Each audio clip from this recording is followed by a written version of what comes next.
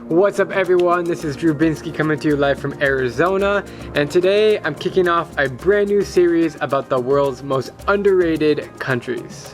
Why? Because everyone already knows that Iceland, Morocco, and Thailand are amazing. But after visiting almost every single country, many of my favorites are labeled as too dangerous and therefore are rarely spoken about in a positive light. Well, I'm here to change that narrative, so let's dive right in with Afghanistan.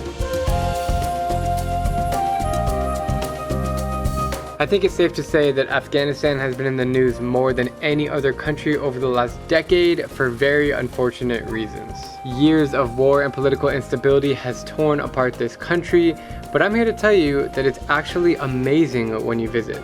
About 10 months ago, I spent a week traveling around Afghanistan from Mazar Sharif in the north and northern areas down to Kabul, the capital, and it was fantastic. So as we walk through here, there's literally like 1,000 cages of birds. I mean, just talking about history, Afghanistan is estimated to be inhabited by humans at least 50,000 years ago. When reflecting on my trip, the thing that comes to mind first is their attire. It's very solid colors, it's very old. They have the same kind of headwear and the same gowns that they've been wearing for so many centuries, and it's just beautiful to experience. Very traditional. The food in Afghanistan is to die for. My favorite two dishes are called bolani and then lamb kebab. So bolani is like a stuffed vegetarian flatbread, and they sell it from all different street vendors, and it's really cheap. And of course the kebabs are incredible. They do it on this big skewer, and they have a little point at the end, kind of like swords. It's like a weapon. And they just grill them to perfection, and oh, they're just so delicious. I could eat like 10 of these.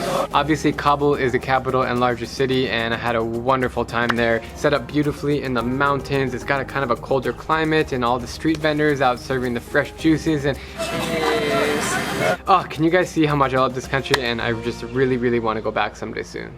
The next most underrated country I want to tell you about today is Eritrea. This is a country that sits on the Horn of Africa in the very northeastern part of the continent, and it's such a cool country because it is very old school, almost like you're in a time machine back to the 1950s.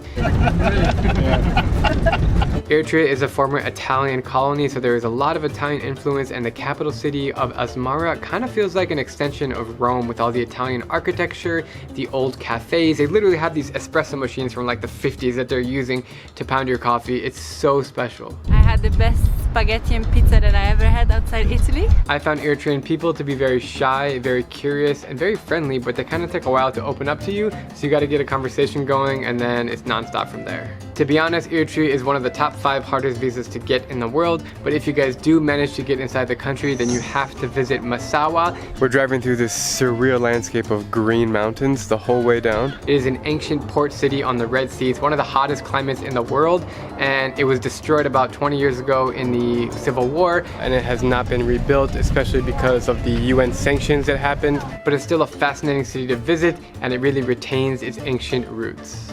Alright, the next underrated country that I want to tell you about is Lebanon. It's actually funny that I have to include this in the video because the country should not be underrated at all. I guess considering its location right in the Middle East next to Syria and Israel, the country is quite misunderstood. First off, there is no desert in Lebanon. It's a very green country with snow-capped mountains and stunning Mediterranean views. Secondly, the religion is split between Islam and Christianity, so it's a lot more diverse than you'd imagine.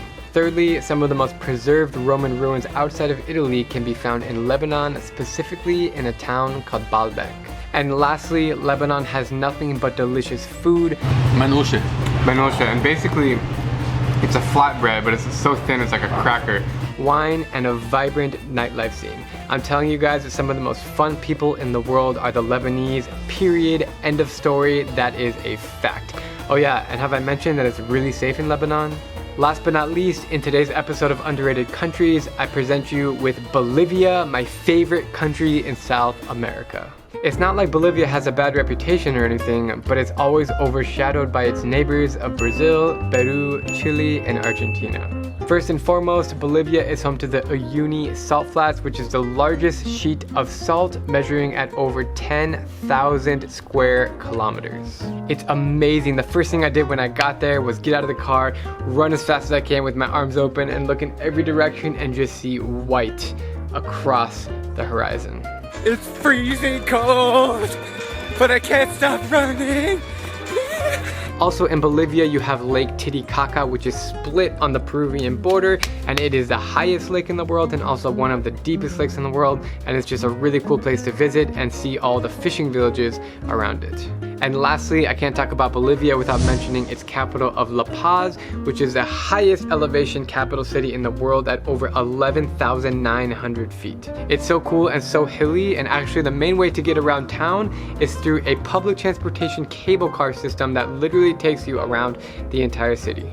Alrighty guys, there you have it. Part 1 of the world's most underrated countries is now complete. I hope you guys enjoyed the video, and if you've ever been to any of these nations, I would love to hear from you guys in the comments below to see if my points are validated, to see if you guys agree.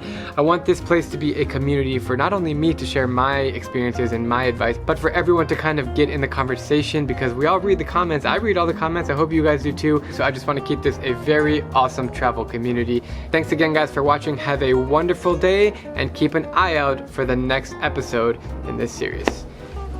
Later.